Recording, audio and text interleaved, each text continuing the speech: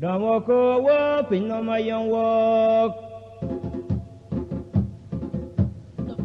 Damoko wa pinamayang wak. Pilajit yang nasyol. Keraja mo dumberan ya komerat. Bekwajal kudaran ya dinawel. Jaga bandida.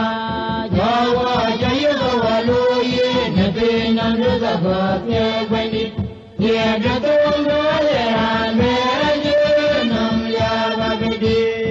Ya teman binam ini nawadu wajaja nawan wedu binam ala jaya korwa ben bulu nalwala jinre ka golga jawa jaya waluyi nabinam dudago ya bani jega tondo ya angeraje nam ya babedi ya teman binam Japin jaya wajah kaya gaya nabadi yamui Kake jamarawani Betiada nanggita jamaran Nangadeyada Jawa jaya gawaluyi Napin nangruka gotya bandit Tiada tunggu jayan Viraje nam ya babidi Kuya bama napinam Data napinam